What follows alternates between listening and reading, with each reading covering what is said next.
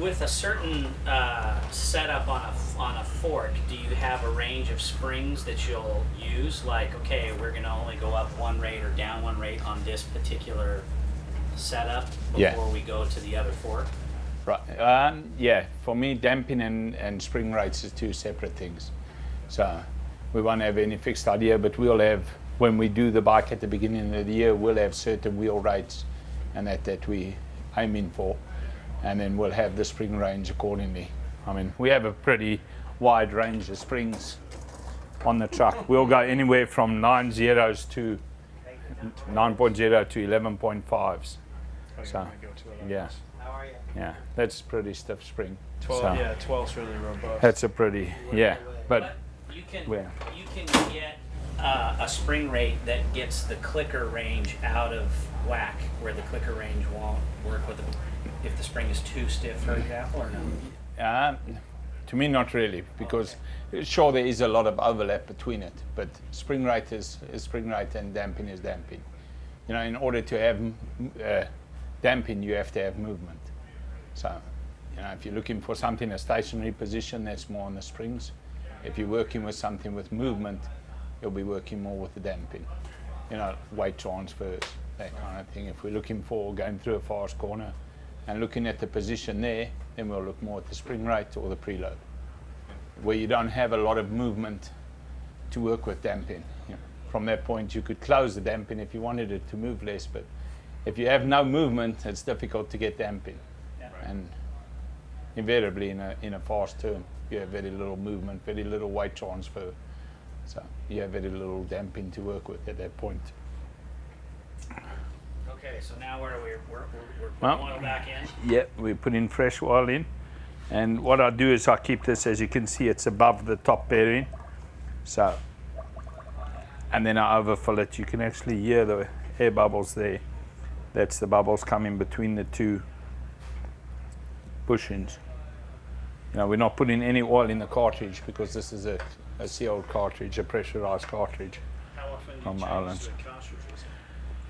Well, I change the oil in the cartridge about the same as a shock every 4 races or so. I'll do service, but like I say, that doesn't happen. Yeah, no. So we kind of plan them when we're closer to home or we have a bigger break between, and then it goes back to the shop and we dyno it before and we dyno it after we've done it. You know? So the cartridge is pressurized, but it has mostly oil in it. It's not gas. Yeah, it's actually separated. It's almost exactly the same as a shock piece. You have a separate reservoir with the gas in, and that gas puts, you know, even with these, you know, you have the vacuum pump and we'll fill both the shock and the forks with vacuum. So you have the minimum amount of air in the cartridge. I mean, the air that'll be in there will be really between the air that's contained in the oil. Yeah. So, and we have a little less of that when we've used the vacuum pump too. Well, now I know it's now over full. If I let this down now, I'd make a mess, like I normally do, yeah. And then, you know, I'm going to have everybody looking at me funny for the whole weekend. So, for demonstration purposes, I'll try not to make a mess, but can't promise anything. So now you're measuring your oil level with your oil level tool? Yep. There's an oil level tool, and I'll just use a steel ruler to make sure it's in the correct position. Is that classified information? I don't think so. I don't think so. What do you run for an oil level? 160 on these. 60. Yeah.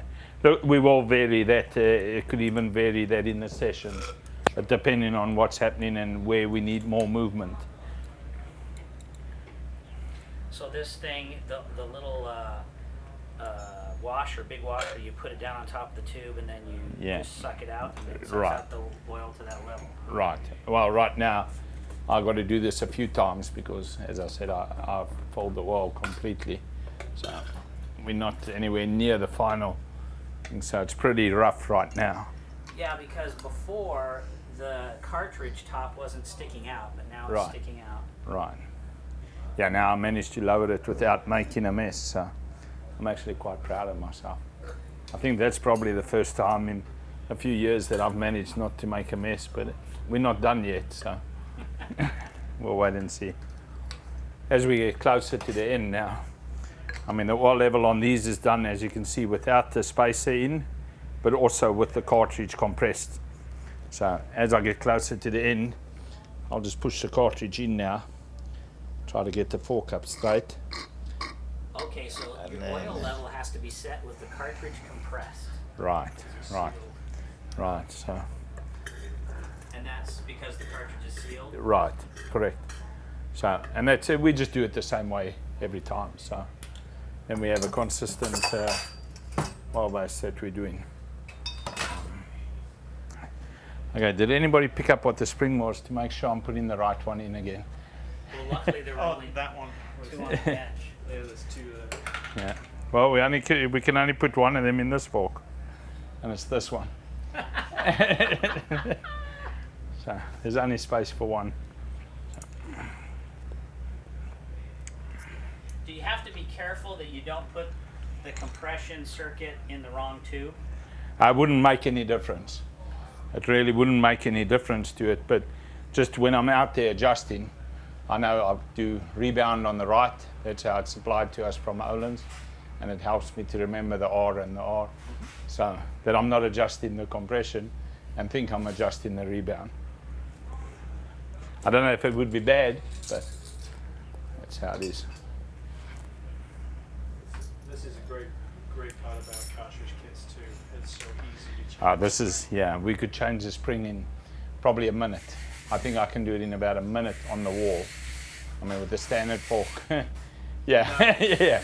No. Okay, an hour and 15 and you're still busy and you've got 7 people helping you. 3 guys Yeah, on the tool pushing right. down.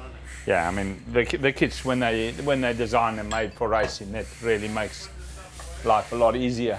I mean, and it makes you not scared of doing a spring change when you have a kit like this. So you can really test a few more things than you would normally would be able to.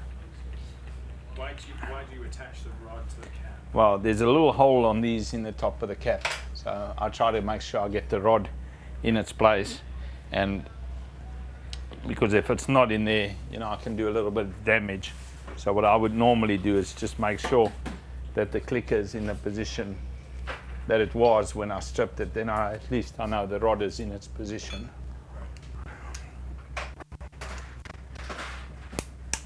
Oh, so there is a setting Yes, to do the yeah. cap.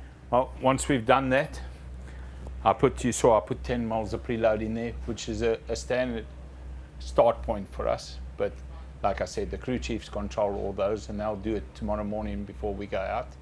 But I'll put something in it that we don't, if somebody forgot, we don't go out with no preload. But 10 is a good start point. I think at the last race we probably ran around about 8 mils of preload with Josh. And then same. So that tool you just used was the compression adjuster, Right, Not the yes. preload. That's the one that was pushing on that long thin rod that I showed you.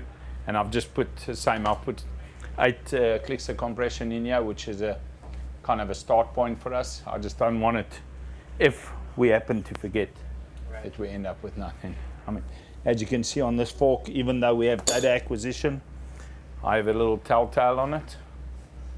Might be old school, but I like to, as soon as a rider comes in, I'll have a look at this, and I know normally where it sits, where we have a good functioning bike, and that gives me an idea of which way I might need to go during that session. What's mechanical bottom out? About 15 millimeters off the bottom on these forks. Okay, and that varies depending on the fork. Like on our R6 here, it's actually right to the bottom onto. Is that dependent Okay, our on quick the change cartridge? kit. Does Yes. the cartridge decide Well, the bottom yeah, out? especially on these, the cartridge decides the bottom out. I mean, there are some forks where it actually tops out, where it bottoms out on the cap, but on these it's dependent on the cartridge. So, well, that's what I'll do. I'll do 2 of these or 4 of these every weekend for the superbike at least. As simple as that. It's not a big job, but I think it makes a big difference. From my point of view, I like to keep it consistent. Consistently good or consistently bad, I don't know, but I like to keep it consistent. Then we know what we're working with. So, Well, thank you, Chris. We appreciate this little window into your world. thank you. Suspension tuning, with the at the front of the AMA championship. That's what it amounts to. You guys are leading the points right now. That's only from last weekend, but yeah, we'll take it while we can and get it. Yeah.